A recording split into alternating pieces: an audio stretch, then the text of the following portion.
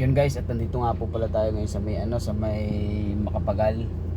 Sa may tawag dito, sipod paluto sa dampa.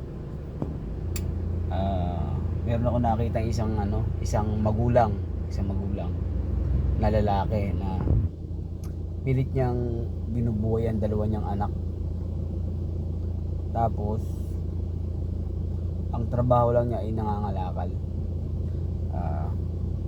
Siyempre sa hirap ng buhay siguro wala silang matirahan.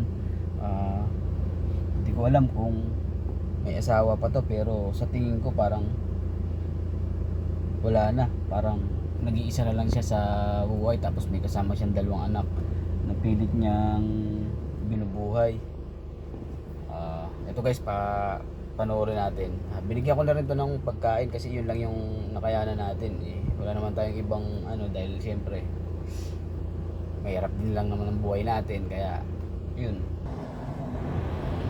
Yan si tatay, binubuhay niya ang kanyang dalawang anak sa pamamagitan ng pangangalakal.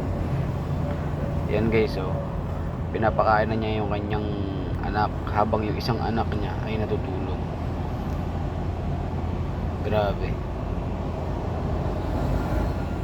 Grabe ang sinabi ni tatay, kasi hindi niya alam kung paano niya bubuhayin ng dalawa niyang anak. Ang alam ko, wala nang asawa to nag-iisa na lang siya buong buhay sa dalawa niyang anak na babae.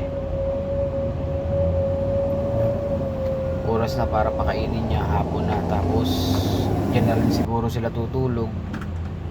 Yung isa niyang anak tulog pa rin habang kumakain sila mag-ama. Kaya tayo guys, huwag tayong magrereklamo kung anong buhay meron tayo, kung anong buhay ang merong ibinigay sa atin ng Panginoon, kasi meron pang mas nakakababa sa atin katulad nila, di ba? At least tayo, nakakakain tayo 3 beses sa isang araw. Ay sila, hindi natin alam kung nakakakain ba sila o kamusta ba yung buhay nila. Kaya huwag tayong magrereklamo na bakit ganito ang buhay natin, bakit ganyan, di ba? Kaya makontento tayo kung ano man yung meron tayo, kung ano man yung buhay na binigay sa atin ng Panginoon. Ang tanging maipapayo ko lang, magsumikap tayo.